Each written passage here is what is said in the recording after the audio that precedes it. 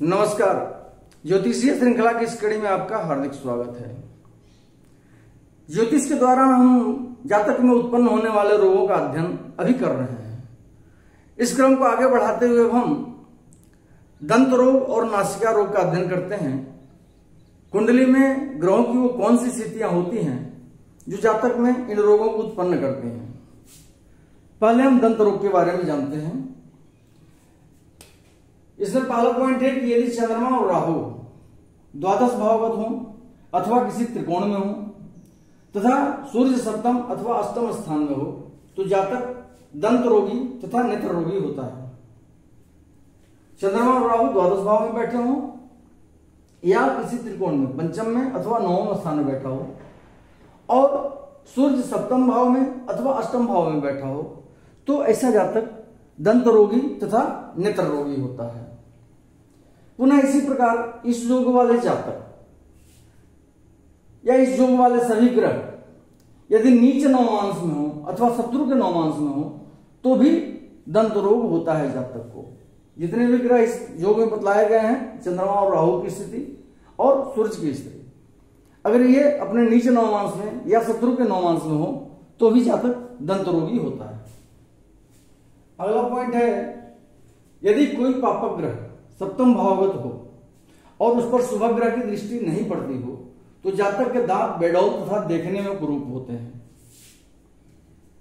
कोई पापक ग्रह सप्तम भाव में बैठा हुआ हो और उस पर किसी भी शुभ ग्रह की दृष्टि नहीं पड़ती हो तो ऐसे जातक के दांत जो हैं वो बेडौल होते हैं, वे तरतीब होते हैं और देखने में अच्छा नहीं होते, सुंदर नहीं होते, कुरूप होते हैं।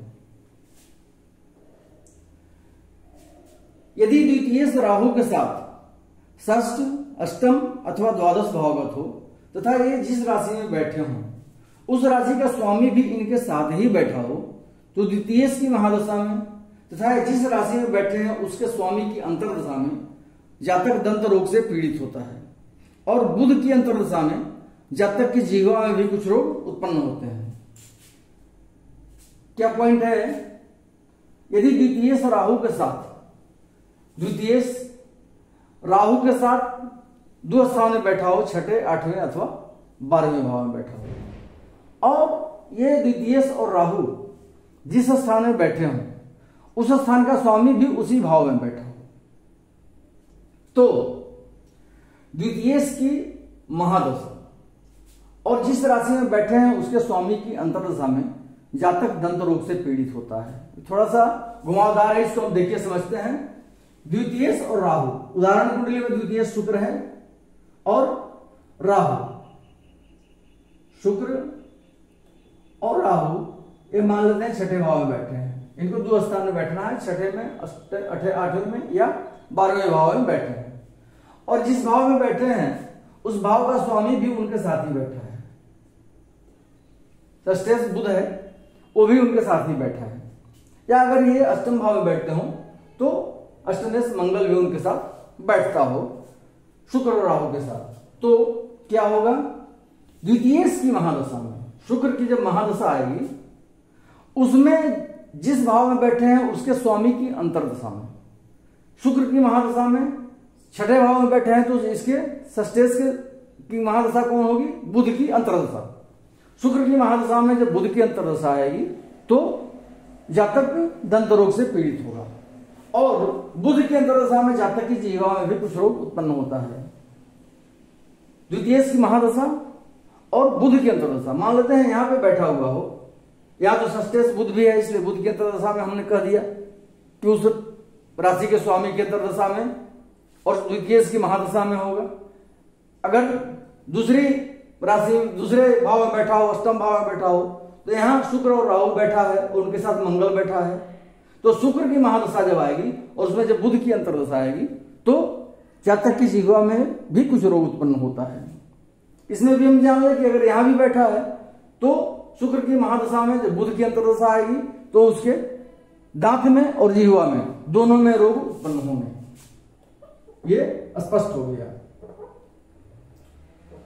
द्वितीय और राहु छठे, आठवें अथवा 12वें भाव में बैठे हों, जिस भाव में बैठे हों उस भाव का स्वामी भी उनके साथ बैठा हो तो द्वितीय की महादशा में जिस भाव में बैठे हैं उसके स्वामी की अंतर्दशा में जातक को दंत रोग होता है, और द्वितीय की महादशा चल रही हो और उसमें अगर बुध की अंतर्दशा आती हो तो ऐसे जातक को जीवा में भी कुछ प्रॉब्लम हो सकता है, उसकी कुछ रोग उत्पन्न हो सकता है। अगला पॉइंट है, यदि द्वितीय षष्ठेश के साथ हो अथवा द्वितीय जिस स्थान में बैठा हो उस स्थान का स्वामी अपने नवांशेष के साथ हो तो इन ग्रहों की महादशा अंतर्दशा में जातक के दांत उखाड़े जाते हैं। द्वितीय भाव का स्वामी और छठे भाव का स्वामी एक साथ बैठे हों, और अथवा द्वितीय जिस स्थान में बैठा हो उस स्थान का स्वामी अपने नवांशेष के साथ हो। द्वितीय और षष्ठेश एक साथ कहीं भी बैठे हों, या द्वितीय जिस स्थान में बैठा हो द्वितीय भाव का स्वामी उस स्थान का स्वामी अपने जो नवांशेष है उसके साथ बैठा हुआ हो, अपने नवांशपति जो है उसके साथ बैठा हो, तो इन ग्रहों की महादशा और अंतर्दशा में अर्थात द्वितीय की महादशा और वो जिसके साथ बैठा है नवमांश पति के साथ उसकी अंतर्दशा में जातक के दांत उखाड़े जाते हैं। अगला पॉइंट है, यदि मेष, वृष अथवा वृश्चिक लग्न हो और उस पर पापक ग्रह की दृष्टि हो तो जातक के दांत सुंदर नहीं होते हैं। मेष लग्न की कुंडली हो या वृष लग्न की कुंडली हो या वृश्चिक लग्न की कुंडली हो और लग्न पर किसी पापक ग्रह की दृष्टि पड़ रही हो तो ऐसे जातक के सुंदर दांत जो है सो सुंदर नहीं होते, बेडौल होते हैं और देखने में अच्छे नहीं लगते हैं। अब आइए नासिका रोग के कुछ सूत्रों को जानते हैं।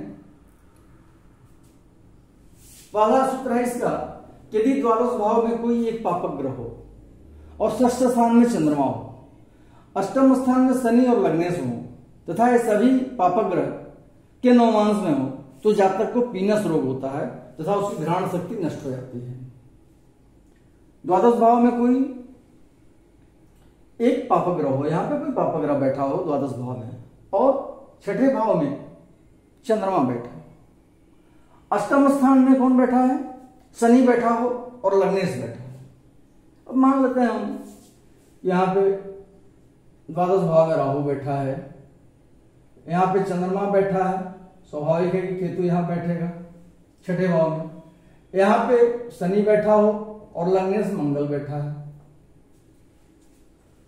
तो तथा ये सभी पापक ग्रह जो हैं, जितने पापक ग्रह हैं, राहु हो गए, चाहे ये केतु हो गए, शनि अथवा मंगल हो गए, ये पापक ग्रह के नवांश में हो तो जातक को पीनस रोग होता है। पीनस रोग बोलते हैं साइनस, जिसमें नाक की हड्डी बढ़ जाती है और उसकी घ्राण शक्ति नष्ट हो जाती है। इससे जातक के सूंघने की शक्ति जो है वो नष्ट हो जाती है। फिर से देख लें, यदि द्वादश भाव में कोई पापक ग्रह बैठा हो, छठे भाव में चंद्रमा हो, अष्टम स्थान में शनि बैठा हो और लग्नेश बैठा हो और ये सभी पापक ग्रह के नवांश में हो, पाप नवमांश में हो, तो ऐसे जातक को पीनस रोग होता है तथा उसकी घ्राण शक्ति खत्म हो जाती है। अगला पॉइंट है, यदि लग्न में मंगल हो और छठे स्थान में शुक्र हो तो ऐसे जातक की नासिका किसी कारण से कट जाती है।